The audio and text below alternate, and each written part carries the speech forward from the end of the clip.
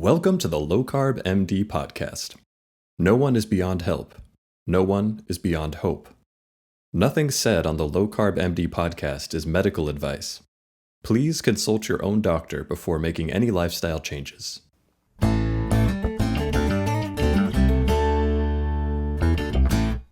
Hello and welcome back to the Low Carb MD Podcast and the Life's Best Medicine Podcast. We're going to run this on both because it's so important. We want to get the word out to everyone because we have a special guest today. Unfortunately, Tro can't make it. He's got family obligations and the Armenian Christmas and all that stuff today. So Doug's just stuck with me. Doug Reynolds, welcome. Hey, awesome to have you. Thanks, Brian. It's awesome to be here again. So for the four people who don't know who Doug has been a huge leader in the low carb, high fat. It's kind of morphed over time. Now you're hearing a lot about metabolic health. We're all saying the same thing.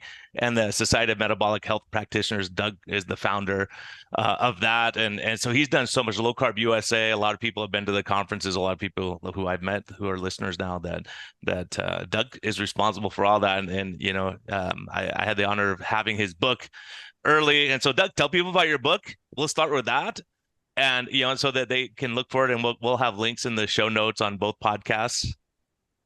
Okay. Hey, Brian. So, I think we were chatting a little bit before we got started here, and I had a very interesting life growing up and stuff that was unusual compared to most people, especially here in the States. And there's so many things that I did in my life that really didn't work out and that were major failures. And somehow I feel like I learned so much from all of that. And then I always used to think there was a book in there somewhere. What positioned me as an electrical engineer and a software engineer to make a decision to start Low Carb USA, to teach people like you and practitioners about carbohydrate reduction and the therapeutic benefits of that. What on earth was I thinking? How did I even get to make that decision or come to make that decision? And I always thought there was a story there that was that would warranted telling at some point. And then I got friended by somebody on Twitter at the time, which is X now, and she wrote to me and said, like, seeing that I was involved with Low Carb USA and the SMHP, and saying, like, do you want to write a book?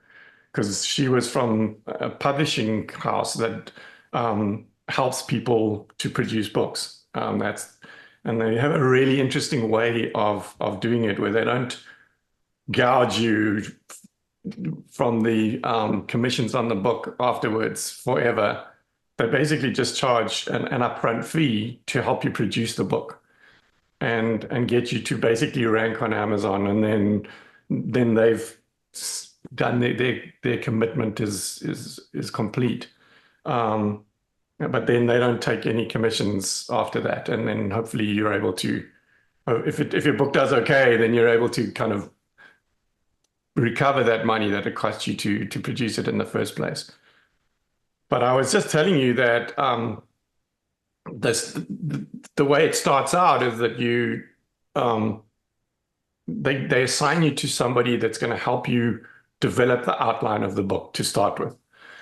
And the person this young lady that they assigned me to, I thought I was going to have to teach her all about low carb and all of that kind of stuff. But it turns out she's a follower of Dr. Eric Berg. And so she knew all about keto and all the terminology and everything. And she was so excited about it that she ended up spending a lot more time with me than she was supposed to, because you're paying for their time, basically. That's the fee. And so she spent like 7 hours with me instead of 1 or 2, like doing just the outline. And then you do a bunch of recordings, and they produce a manuscript from that, and then they help you edit it and eventually, market it at the end. So that's the whole process. But in the process of hammering out the outline, my thought was the story was just about my life and what led up to making that decision to start Low Carb USA initially. And she said, no, like that just has to be the first part of the story because you need to get this message out here about what you're doing and about the benefits of this lifestyle. And so the whole my initial thought and concept of the book has kind of changed completely. So yes, we do start with my story and how I got up to that point, but then we go into how low carb has evolved over time and how the SMHP, the Society of Metabolic Health Practitioners, how that came about. There's a long chapter on the ketogenic diet, which is a summary of it. I think you might have seen it, the document that Sarah Rice and I wrote, dispelling all the myths and concerns about the ketogenic diet and really looking at what the science and the literature out there says about it. And she was the main person behind that. And literally we had 330, I asked her for a handful to back up what I was saying. And in the end, she basically rewrote it because she wasn't happy with the accuracy of my wording and stuff. And it has 337 references. Yeah, it's amazing. And all you've done, like, there's so many resources for patients. What is low carb? What is this? Yeah. And people can go to the SMHP and learn all this stuff. Right. So we condensed that, summarized that, and that's one of the chapters in the book. And then we talk a lot about Low Carb USA and all the conferences that we put on there, and then the SMHP and how that came about, and all the resources that we as an organization provide. And at the end of the book, it's actually there's a QR code at the end of the book that people can scan, and it takes them to a page that we're still building, but it will be built by the time the book eventually comes out. That literally on one page is a bit like something that you developed when you first started doing this. It's like just all the resources on one page, like where all the things that people can go to learn more, get help, get accredited, get all the all the stuff that they really know, but then they know that they can get it from a reliable source. Yeah, because that's the struggle. A lot of people will go to their primary care and they don't want to hear anything about it. And if you go, here, look at this, if the doctor will take the time to look at it, there's an overwhelming amount of evidence and data, and that's what I've loved about what you've done. And I think let's take a step back, because I think this is kind of important. Like, I love your book. I mean, it was really, and knowing you the years, there's a lot of stuff I didn't know, like, just stuff we don't talk about. We're talking about metabolic health and conferences and all that kind of stuff. Right. But hearing your childhood and like being dropped off at a farm where they're having like rebels are attacking, and like your parents just dropped you off, and you're like, oh, and then you learn how to take risks and like driving big tractors and so I'm like, oh, that's why Doug takes these crazy risks that I never would take, right? Mm. So yeah, so that's the book changed into and it's become really important to me. That's really now the reason for putting this book out there is to try and reach people like we've been trying to do for so long, get outside of our sphere of influence, current sphere of influence, like our social media and newsletters, and reach people outside of that. There are so many people that need to know about this that we, that hopefully we can help, but they don't know we even exist. And I've always been trying to think of a way to do that. And suddenly now, if we're able to get this book to rank on Amazon, then other people are going to get this book suggested to them if they've if they like memoirs or something about nutrition, health. Anybody that's looking and reading and buying books in those genres is going to get this book suggested to them. And so hopefully some of them buy it, and now suddenly we're reaching people that we were never able to reach before. And Yeah, and that's what's exciting now. Now we're this metabolic health thing has become, in political parties they're talking about it. They're talking about mm, it from a public health standpoint, National Institute of Health, right? So people who are understanding, I mean, people who were were really worried about people's health during COVID and lockdowns and stuff, they realized the importance of metabolic health in survival. And now we have dementia, Parkinson's, like you mentioned it too, with brain injuries and all these areas where people benefit. And we say, look, this is the what Ivor Cummins would say is the root cause. We have to look at the root cause, and so much we've lost. And I love your book of your transition of saying, okay, I'm staying away from fat my entire life, and you're gaining weight and feeling miserable and inflamed, and then you go, okay, let me just eat a steak. Now you're happy, and everything starts getting better. But it's such a hard leap for a lot of us because it was so ingrained into us that we could never have. You had to have, oatmeal and toast. Even I'll tell you, Doug, this, and I'm sure you probably talked to Peter Ballard, said he wrote me into doing this talk for a bunch of ranchers, and a lot of these guys are struggling with obesity and metabolic disease, and just because they're not even eating their own product because they're afraid of eating, they think they're killing everyone by raising, like, this is our family calling. And when they realize, like, oh my gosh, I gained 50 pounds because I'm eating oatmeal and canola oil and safflower oil, all this terrible stuff, and they go, even I could eat steak that I have access to. Yeah, let's see what happens. And several of the guys had already lost 80 or 90 pounds and they're healthy again and they feel great. But giving someone their life back, and that's what's so exciting about what you're doing, is you're bringing it to not only practitioners to learn more, but also the lay public and people that may be ranchers or people who live out in the country to realize, what can we do to change our health? yeah, well, that's what I'm hoping, is that some of those people will find some interest in what this book's about, and buy it and read it and get something out of it. And I kind of say in the conclusion at the end, like, if you've got to this point, then thank you, first of all, but also something here obviously resonated with you, so that you were able to get to the end of this book.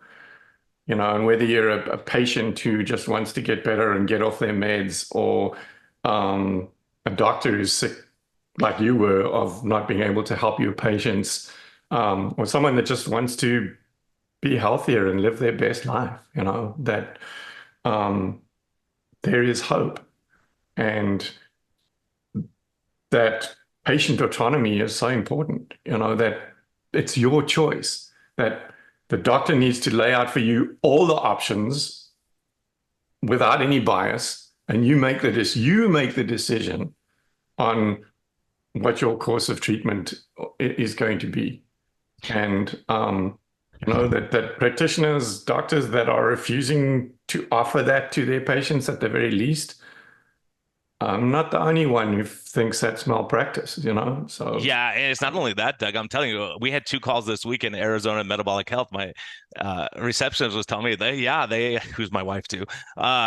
2 people called and they go, yeah, we want to do medical weight loss stuff, and they go, like, what drugs are you going to use? And I'm like, she's like, well, he doesn't use drugs. We use lifestyle and stress management. And they're like, yeah, we're not really interested in that. We don't want to change what we're doing. We just want to take the drug and keep doing what we're doing. It's like, it doesn't work that way. Just like people just take supplements to get healthier. It's like, well, you're smoking, 2 packs a day and you're taking some fish oil is probably not going to reverse that.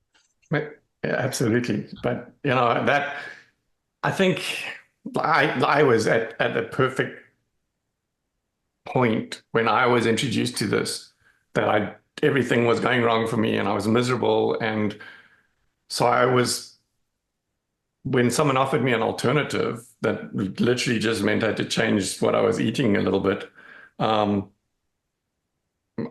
jumped at it to at least try it. But a lot of people, and even if they decide that they want to try it, that's what I've learned so much from Rob Sivas is the addiction side of things, that I think is the most responsible thing, that is responsible for people not sticking with this and finding success with it. In the beginning, I had zero tolerance for someone who told me, oh, it's so difficult. I said, because I wasn't, in retrospect, I see that I was not and addicted to carbs and sugar and stuff. We ate a ton of them because I thought I should, because I was a runner, but there wasn't that addiction. But I didn't know it at the time. initially I thought it would be hard.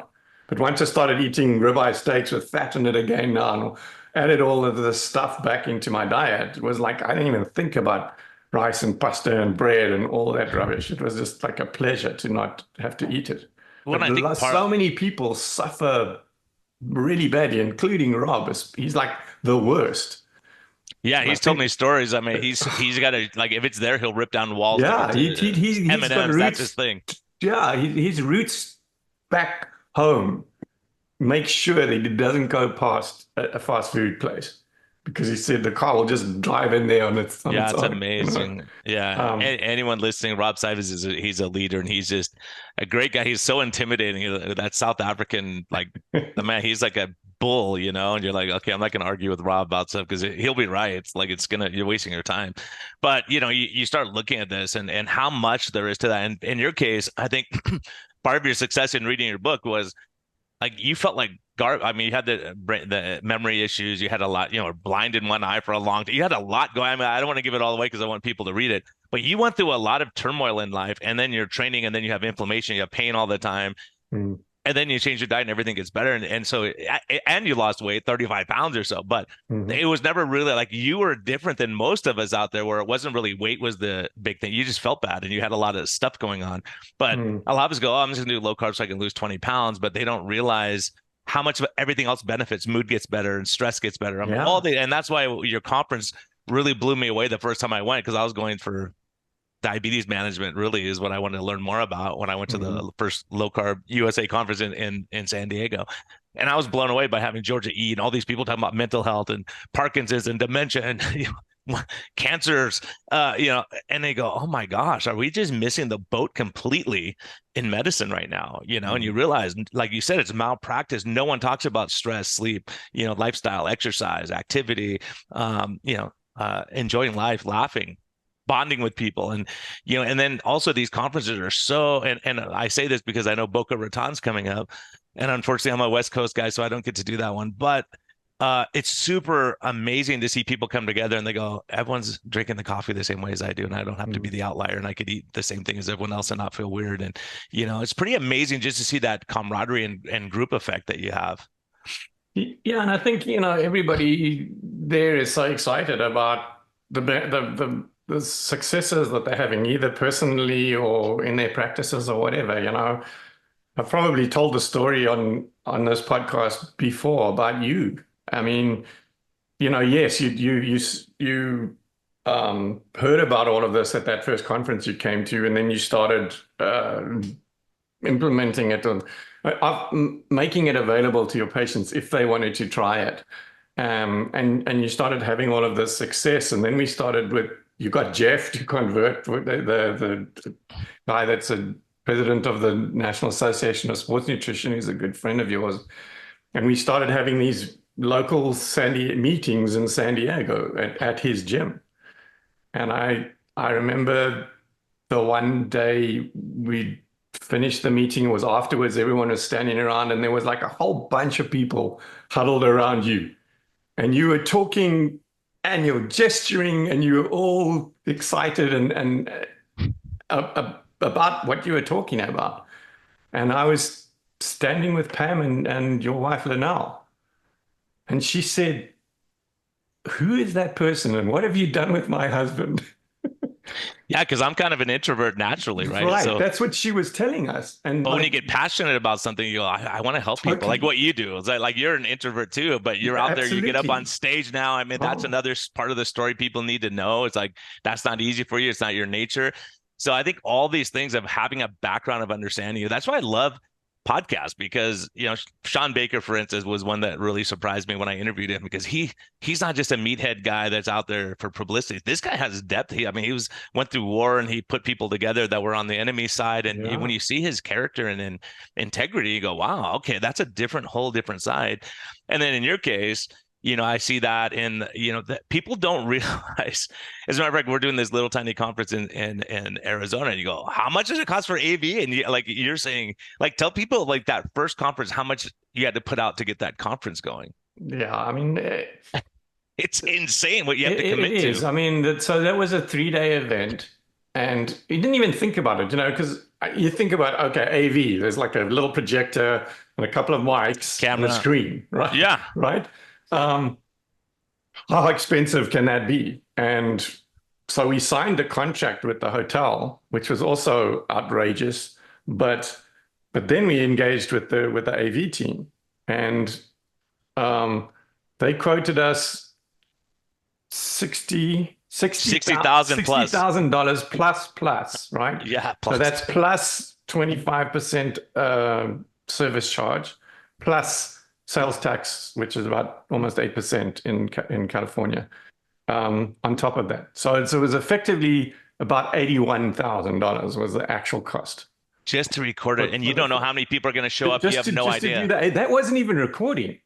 That was that was just for the screen and the there was a guy obviously that had to put up the slides and swap between the cameras, and because they have cameras, or so there's one of the guy on the stage, and then there's the slides, and then they just swap between those, and someone's got to do that. But seriously, I literally at that point, like we do talk about it in the book, but we just, that I thought we were never going to be able to do this. But I found a way in the end. Luckily, in the contract, it said that we didn't have to use their AV people. And so I found one that was a lot cheaper, and I got a doctor to help me pay that lower amount. And that was, the way that we managed to eventually get out of that hole. But it's wickedly expensive. And then the room blocks that you have to commit to, 500, 600, I think it was 600 rooms or something that we had to commit to. And you get 200 people at the conference, and now you're like, oh my gosh, you got to pay for all exactly that. It's ridiculously like crazy. You're on the hook for the balance of the rooms. Plus, you fly out the speakers and get their meals, and all those things people don't realize. Yeah, the food and beverage minimum as well. It's the same thing. If you don't spend that money, then they charge it to you anyway. So whether you order the food or not, I think people, including myself, before we got started on this, have no idea how wickedly expensive it is. And I think if I had known, I probably wouldn't have even tried in the first place. Well, then I remember it's almost a good thing that I didn't know, because I just had to find a way to make it work. But it was really hard. And if I had known ahead of time that this is going to be the cost, I probably wouldn't have done it. Yeah, and I remember too, like you would have to pay for all the meals, and then 20 people decide to go out to dinner with their friends, and then you're still on the hook. Luckily, you had Ben Bakikio who would eat all the extra steak, so that wasn't an issue, right? But it's pretty crazy. I mean, all the how much, for me, I looked at them and go, no, I'll never put a conference on, let you guys, because the other thing that happened right in the middle of this, you have to commit to next year already, and then COVID hits in the middle of that, and you're like, you have to delay it and cancel, and I mean, it's a nightmare. It's a nightmare. Like, you don't know what the possibilities of all the stuff that can happen, right? Yeah, I mean, we've already, like for Boca, we've already signed a contract for 2026. San Diego as well. Let's do a quick for people who are in, and you could sign up online, but for people who are going, who are some of the big speakers that are going to be there? I know Tro's there for sure, right? Right. So Rob Sivers, that we were talking about earlier, he's there. Dr. Ben Bakikio, and fabulous guy on exercise. We've got Kwadwo Karamantan, who is an amazing guy that where is he? Up in Canada, right? He's an ER doc. Super good guy. Yeah. And so we met him when we went to the Low Carb Denver conference. He was speaking there, and Tro actually brought it. Pam and I were doing an SMHP table there, because it's not one of our events, or it didn't used to be. And he went and grabbed this guy and brought him over to the table and said, we need to get this guy come speak at one of our conferences. And so So yeah, I engaged with him, and he's coming. Jody Nishida and Andrea Salcido. Andrea Salcido is a gynecologist, and Jody is a pharmacist, a PharmD. But the two of them, we've been having a special focus day the last few years on something specific for one full day at each of the conferences. Just Tro actually started it with food addiction. And so we've been sticking with that since then. And this year at Boca, we are focusing on women's health on the first day. And so, they're both outstanding. I mean, really great, talking about hormone replacement and treatment and infertility instead of getting it. If you're going for in vitro, I mean, they're having amazing success. So they're both doing really, really strong work in that area for sure. So we've got, so Barbara Levy is apparently one of the most famous gynecologists, definitely in the States and maybe even in the world. Her daughter Lily is how we met Lily. Basically, she came she's a vascular surgeon, and I think you might have even introduced I know Lily very well. Yeah, she's been on both podcasts. She was at the San Diego event, and you still said to me, "You got to meet this." Yeah, she's amazing. Yeah, she's a great person too. So she's speaking as well, but she's not actually part of the Women's Day. She's speaking separately on one of the other days. But her mom is actually the first person on the agenda, and she is amazing. But I come to find out that she's actually an SMHP member, and she's going to be part of our panel of advisors for the revision of the clinical guidelines that we are undertaking in early next year, or early this year now. Just like super involved in what we're doing, and excited to help us, pro bono sort of stuff without, expecting payment or anything like that. We've got Wafa Abdul Hadi coming from Egypt. She's spoken once. I don't know if you remember seeing her in San Diego a couple of years ago. Just one of the most incredible people. And she actually wrote to me this morning and saying that she's got this whole bunch of new information that she's hoping she's going to be able to present at the event. And exciting new stuff, especially with regards to keto, to cancer in women. And so critically important. We're seeing a huge uptick in breast cancers and endometrial cancer, ovarian cancer, and so anything we could do to help with that. So those are the Dr. Bars. I think a lot of people will be familiar with Dr. Bars, Annette Barsworth. She's also, I think she's the last person on the Women's Health Day. Madison Cackley is a research, I think it's Ohio State. She's with Jeff Folick. Mm-hmm. And so he actually suggested her to us. And so she's been talking to specifically exercise with regards to women's health. So she's part of that day as well. But then on the other days, we've got Kwadwo and Dr. Ben and Rob. Gurpreet Pada is coming again. He's been on a few of the grand rounds that we've done. Like he's just got so much he wants to talk about. But he's creating this whole program, like a metabolic health coaching program. So it's so important that we have coaches that can coach these people once the doctor persuades them to try this.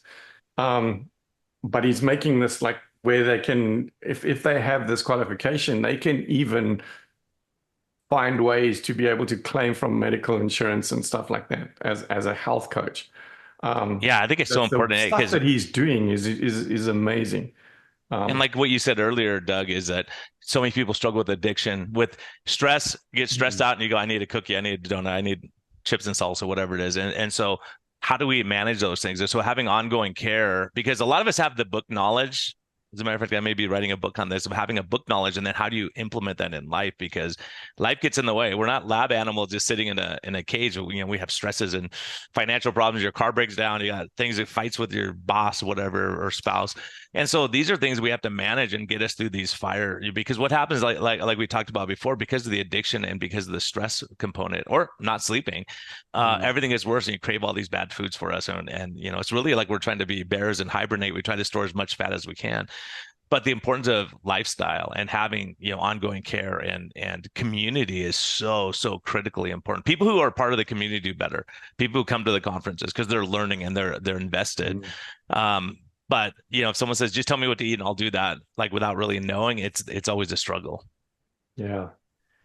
So we got Mark Cucuzella coming back to speak, Dom D'Agostino.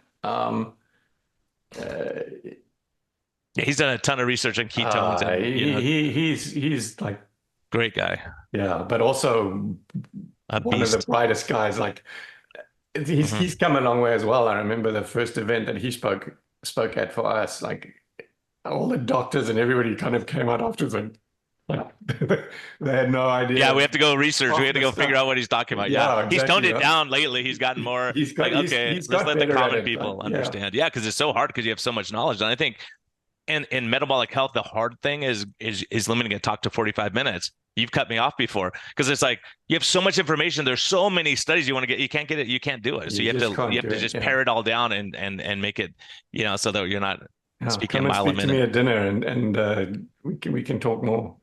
Yeah, exactly. Phil Avadia he's spoken once or twice before. He's speaking again, and I mean Phil is like you. I mean, he was in Florida. He was, I think, at our first Boca event. Yeah, I met him there actually. Yeah, and it was. Yeah, he was just. We were excited to see that there was another cardiothoracic surgeon in the audience. Yeah, he was a CT surgeon. I saw this big pile of steaks on his plate. And I was kidding him. I didn't know who he was, and I go, "Hey, he was just there as a guest, just visiting, like to learn." And I'm like, your cardiologist must love you, huh? And he says, yeah, they don't like me very much, but I'm a CT surgeon. I was like, what? Seriously? Yeah. I was like, oh my gosh. I go, why do you eat so much red meat? He goes, because I've never done a bypass surgery on someone with a normal insulin level. Right. And he goes, I've done tons of them on people with normal LDL cholesterol. And you're like, oh, okay. Then you start realizing the effects of metabolic health on coronary disease. Yeah. But I mean, he's now really famous, basically, for lack of a better term for it at this point. Like he's wrote this book about stay off my operating table, and that's done incredibly well. He's got his own podcast, and in fact I got an interview with him about the book in a couple of days' time. But really good. It's been, it's like you, like Pam and I are so proud of you and what you've been able to do since you saw the light. And we kind of claim a little bit of credit for that we put on that event where you. I actually made the book. Because I go, hey Doug, like what are you guys doing? Like, do you have doctors in San Diego? Like, I live here, and you're like, we don't have any doctors at that point. I mean, that's what was so crazy to me. It's like, if it helps all these people, how's no one in this area doing it?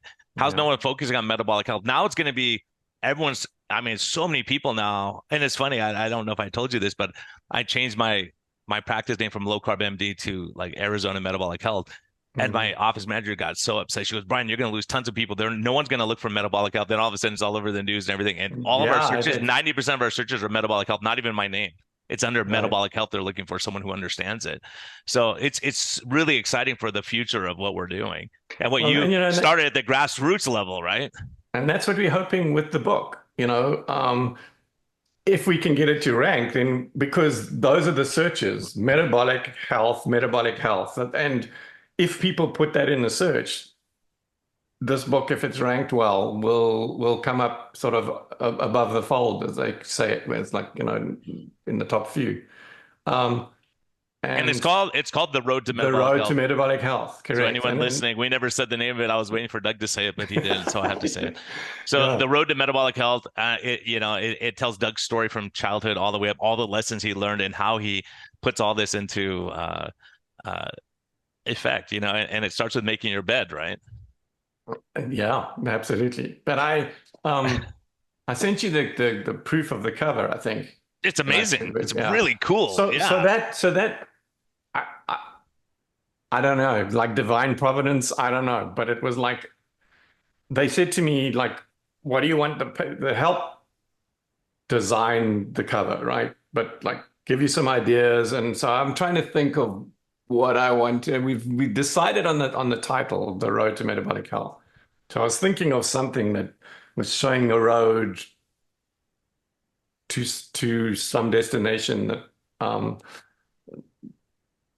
that was meaningful. And I had so many, I spent, I don't know, days literally like going through Shutterstock and the different um, image places to try and find something. And I was trying to find something that was, I had in my head like this rocky, a rough road because it was not easy. And it's not easy for most people, right? And you fall off along the way and get back on again. So I was looking for something with a rough road, but where the destination was hopeful. Um, and I came across this suddenly this image just popped up, and it was like this dirt rough road with this gnarly tree, and the thing it was actually an African scene, um, and I think it's a marula tree, and then in the distance is this sunshine and this indication that there's good health and hope out there if you stick with it, you know. Yeah, But I think that's such an important, like when I saw that cover, I was like, oh my gosh, because you're right. Like people think, okay, I'm gonna change my lifestyle. I'm just gonna be a flat road. There's never gonna be any hills, and I'm just gonna, but you have to realize that those hills are what's gonna make you stronger and better, right? Then you get the right. plateaus, you're like, oh, I'm on a plateau. This is great. Then you go, oh, what's that in the distance? Oh, there comes another hill. How long is this gonna be? And so that's what happens. A lot of people hit that first hill and they go, okay, that's it. I'm done. I'm not gonna do this. It's too hard. But you don't realize that once you get over that, I guess plateaus, we don't like to say plateaus here because when people are losing weight, they don't like plateaus. But Yeah, no, when you're riding your bike, you that's love a it. bad term. No. Yeah, you love it on a bike though. A plateau on a bike, you're like, oh, this is great. But part of it, that's your body's readjusting and trying to figure out like what are you doing and how do I adjust to this stuff. So yeah, all these things are so important. I love, just how you went through all these things in your book and the risks you take, the benefits, and then seeing like, wow, we're helping people like that. Ultimately that's what it comes down to. And over time, people catch on and hopefully, in the future your conferences are packed and you can't can't get more people. You have to turn people away. Yeah.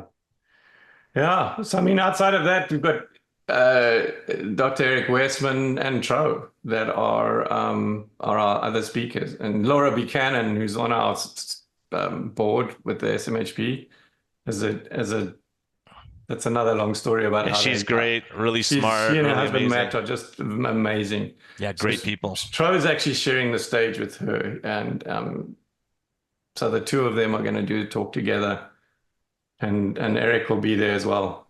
He's been there since the beginning. He was at our first event, and he's been at tons. He's missed a couple, but he's been the speaker at most of our events. And really one of the guys that was in the trenches in the beginning when he was being treated as a heretic, basically, him and Steve Finney, Yeah. those kinds of people that were Mike Eads, those folks that were talking about this 30 years ago and getting crucified for it. And you think about how it all works out because Professor Noakes, who's one of the big leaders, he wrote the whole book on carb loading. You talk about this in the book too. And then he sees these guys write the book on the new Atkins. He goes, these guys are sellouts. And he had gained weight and had pre-diabetes or diabetes maybe. Yeah, diabetes, full on diabetes. He's like, how can I be running so many miles in the beginning? And this is how we all got so frustrated. And he said, I'm going to do this for a month and I'm going to say these guys are charlatans. And then it worked for me. He lost weight and diabetes got better. It's like, oh my gosh, they're right. And then he had to go back and change everything he did. And so it's amazing how these guys influence him. And then he has such a massive influence like this. These podcasts don't happen without Professor Noakes standing up to the system. Right. Right. And then your forward was by Gary Fetke, who's another hero that went through the fires to get. Yeah, at a very similar time to Tim. And as I said in that, that Isaac Newton quote that if I have seen further, it is by standing on the shoulders of giants, and Gary and Tim are two of those giants that we get to stand on their shoulders, you know. So it was an honor for me that Gary agreed to do the forward. And he's become such a good friend. It's amazing. Yeah, they're amazing. There's just amazing people. Anyone go back, listen on both podcasts. We've interviewed them all. They're just amazing. And it's just amazing when you look back to see all these names and all these people who've had such a huge, massive influence, you know, and you giving them the platform to be able to reach more people and to get out and talk and reach new audiences. And so hopefully I'm waiting for Low Carb Arizona, Metabolic Health Arizona to come, but you know, I'll be patient. Phoenix is really nice and it's a good hub. Yeah, if we do that, it might be, and it would have to be like an East Coast one, I mean, or West Coast one, and since we would, instead of doing San Diego. Well, it just depends where I am that week. We'll see. Well, yeah. I'm just kidding. I'm kidding. No, but yeah, no, it's just amazing. It's amazing what you and Pam have done, and Pam's been, and I want to give Pam a shout out too. I mean, being your partner all these years and like having these crazy, she's probably looking at going, seriously, Doug, you want to do what? Like seriously, like leveraging everything. But she's amazing. She's been, and that's why I mentioned that thing on that first night after the first day of our first event, and I was packing everything up, and everybody had gone out into the foyer where the Dry Farm Wines was there, and I think we even had Bulletproof Coffee there that time, and I walked out the doors into this place, and it was just humming. There was so much excitement and so much going on. And after everything that we'd been through to get to that day that event even happened, that was a proud moment. Yeah, and you see the lives change. You hear people tell stories, and they're like, whenever we go, like, you know, I'm busy, and then when I go to one of those conferences, I'm like recharged and fired up because you realize the impact. You know, someone heard one episode of the podcast, and you know, it's in San Diego this year. You know, someone came up to me and goes, "Yeah, I was going to commit suicide, but Low Carb MD saved my life." I'm like, "What?" Yeah, I heard an interview you did with someone with bipolar, and I started changing my diet, and everything got better. I was like, "Oh my goodness, that's pretty crazy." So there's so many stories like that. And you go, "Wow, we're actually not just talking to the sky." Into the wind. There's people who really, and those are the stories, and that's what Low Carb MD we got away from a bit is testimonies of people who are doing amazing things, and because they're the ones who give hope. I mean, the science is great. We have to know the science, but really understanding, like, wow, look at that person's life. They couldn't get out of bed. They were, you know, 500 pounds a couple of years ago. Now they're working out every day, and they're married now, and you know, all those kind of things. You know, Dave Dana is one that comes to mind. You go, man, I mean, what he's accomplished. I mean, what people have just, but I think it's like he's talking about, you know, the road to metabolic health. You go, it's a road and it's a journey. And it's just really, it's one step at a time. Even if you have to slow down and stop a little bit, just take a breath and get going back on that hill and conquer that hill, because, you know, so many of us just give up in the hard times. Yeah. Because you know, we're talking about Pam. When I was first approached about doing this book by the CEO of this publishing house, Pam was very skeptical and very dubious, and like I am normally the more gullible of the two of us, you know, and I always want to see the good in people, you know, and but I did do a lot of due diligence, and I really did do a lot of research on this organization before I gave them my money. But even then, after I showed Pam everything that I had done, she was still not happy. But then one of the things that they claim is that they could get your book to be launched within 90 days. And they've got this whole production process. And that's why it's not cheap, because they've got this massive team that actually are behind you trying to get this book out. It's insane. 90 days. I know people, it takes them years. Yeah. When you said that, I'm like, wait, that's why we kind of rushed this interview. I'm like, it's done already? I was thinking like, oh, June, July. No. So the 90 days, I was busy producing, putting on that one day event that that we added into our lineup this year, which was just as much effort as a 4-day event. And they were harassing me and saying, like, you want to get this out by your event in January. And I said to them, I just can't. I can't even have a 1-hour meeting with you. That's how busy I am trying to get Brainerd Lakes on going. But the day I got back from Brainerd, I contacted them and said, okay, let's go. And they worked out that it was basically 90 days, was the 22nd of January, a couple of days before the event. And so we started. But I remember saying to Pam, like, if we don't make it, we don't make it, right? And then we'll launch a bit later, and we can officially kind of launch it in San Diego in August. I promise you, I won't kill myself doing this. And you said in the forward, like, I almost killed her doing it too, but we did it. So not only did I kill myself, but I almost killed her too. Well, it's well worth the efforts. It's a great read. Anyone out there, grab it, take a listen. And because supporting Doug, and he supported all of us and said, let's bring knowledge to people. So if you benefited from that stuff, just really, and you can even. So the link I'm going to give you that you can put in the notes here, Brian, is a link to, so this is going to come out next, a couple of weeks before the event. And so the way that they do this in order to try and help you to rank with this book, which is what I need in order to achieve my goals of reaching people outside of our own community.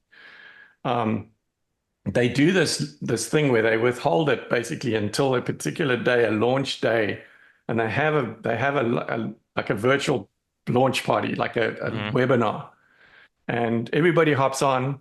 I get like about a minute to just say thanks and for being here, and this is what the book's about. And then they basically it goes live at that point, and they show people how to go and get the book. The Kindle version is quite significantly discounted for the people on this podcast. And then they also teach them how to write a review. Because if it's obvious that the review is from friends and family are not allowed to they can review it if they want, but it doesn't show up, the Amazon algorithm won't do it. So, if you write a review and say, hey, I've known Doug all my life and I just love this guy and he's so amazing and this book's great. It doesn't show up. It won't show up. So and if it's really short, it has talk about how good the book is, but don't talk about how well you know me or whatever, because then it just won't even appear on the things.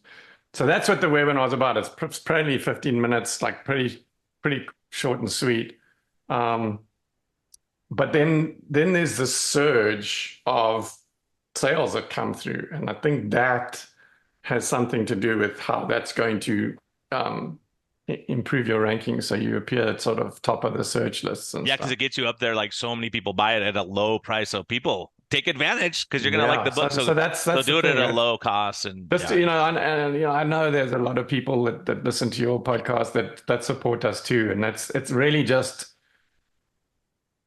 asking for this. If you want to help us to reach out beyond the bubble, then this is a way that you can do it: is to register for this thing and take 15 minutes to hop on and engage with us, and that'll help us a lot.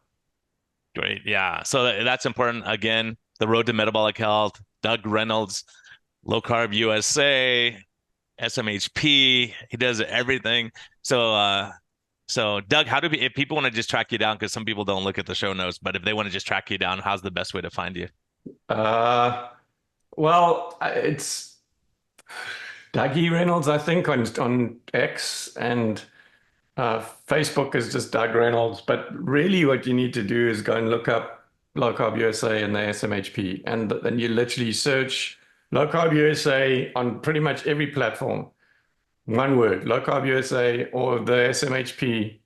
And you'll find those two organizations. And And then also in the book, you just scan the QR code and it will take you to Correct. all the important documentation, all the Correct. So that'll take you important to a stuff. page we're building on the SMHP site that will have a list of resources on Low Carb USA as well as the SMHP, but all the useful stuff that people can, the link to the guidelines and the link to be able to find a practitioner and the link to learn about how you can become accredited if you want to do that. And and the link to all the resources that you just want to learn about, about this lifestyle and this diet and how that it can help you or your patients.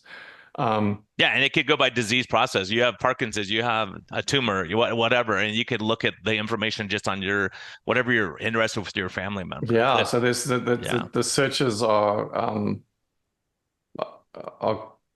really good. So Doug, I've got to ask you before we close, man, what's life's best medicine? Since I'm running it on both, life's best medicine. This is the important stuff. So someone like you who's been through so much in life, you've accomplished, you've been through major car accident with head trauma and broken clavicle and back stuff. What's life's best medicine now that you're getting a little bit? It may be a different answer than last time I had you on, but what's life's best medicine for you now? The more, and I think this has become apparent to me in writing this book, is what kept me going. Like when people are saying, like, what the hell were you thinking when you lost all of this money on the first event and you still agreed to do another one and sign up for one in Florida as well? I think it's when you see how many people you can help. And I think that my life's best medicine right now is helping people. If you can find a way to make someone's life better, and there's so many ways that you can do that, that is food for the soul. It really is. And I think that's why people respond so much to communities and stuff, which is what we focus on trying to build, within these organizations. People feel like they want to belong and and so many people want to also help people. It's like I was driven to try and help other people understand what I didn't know before I learned about this stuff. And when you talk about all these, how many people come to you and say, "Oh, thank you so much. You saved my life. You saved my wife's life, or my husband's life, or my kid's life," or that's priceless, man. Yeah, I mean, to know we're making an impact. And, and I want to thank you again, because your conferences really gave me the education to be able to have this confidence of, coming across people like Ben Bickman and, obviously Jason Fung and a lot of people who really understand metabolic health and how the other really important thing that people need to know is that, a lot like for a lot of your conferences, you'll have researchers who are experts in metabolic health, but they're not treating patients. So if we don't get that information as doctors, like I remember when I saw Ben Bickman stuff, I was like, you've got to be kidding me. This is exactly what I'm seeing clinically, but I had no idea. But here's the science. Now I understand. So these kind of things, it's so exciting, and that's why we get passionate about what we do. And when you see those lives change and people doing better. So if you're listening and life's hard right now, or you're having conflict and struggles, and, first of all, be kind to yourself, be kind to others. That's what I always say on Low Carb. I mean, life's best medicine. And, look around. If you're miserable, make a change. Don't keep doing the same thing and think you're going to have a different outcome. You got to, if you're eating Pop-Tarts every morning, maybe you change that. If you're 300 pounds and your sugars are high and you feel miserable and you're in a bad mood all the time, don't give up on life. Like Doug's saying, that road to metabolic health, enjoy the road too. That's an important part of this, is enjoying the journey, saying this is a hard part of the journey, but it's going to get better. I'll get used to it. My life will change, but we have to have a little bit of obviously not injuring ourselves, but having a little bit of discomfort, pushing ourselves more. And that's what I'm doing this year more, like getting my workouts harder and pushing it a little bit, because we can get complacent. This is what my book will be about, being complacent. You get to a point, you go, oh, I'm doing fine. Then you go, oh, I had too many glasses of wine last month or whatever. So don't give up on yourself. Don't give up on your family members. Get this information. Get Doug's book for them. Get the book, hand it to them, let them read about his journey and his story, because nothing's more powerful than a testimony of going through, being at a point where you have no memory because you have major head trauma, now running all these things. And I could even distract you this time, Doug, with you, right? Yeah, I can't distract you. I literally didn't didn't go blank once. It's Yeah. impressive. Yeah, because that's your story and that's part Mm. of it. And you know, just knowing you and what your journey has been is pretty amazing. And that when you have success, you want to help other people. And I think that's what it's about. When people have success, I go, you can get there. Let me help you. I was struggling with that same thing. And that's why I love having our group meetings that we do in our practice. And also, you know, when we get together as a body, you know, there's something about talking to people and sitting down and hearing their story, and it's amazing what people are accomplishing. So don't give up is what I'm saying. Anyone listening, and you know, grab the road to metabolic health and hear Doug's journey and get inspired by that. Yeah, thanks, Brian. I appreciate it. Cheers. Thanks for joining me, man. It was only a pleasure. Thank you so much. All right, take care. If you enjoy the show, please consider supporting us on Patreon by going to lowcarbmd.com.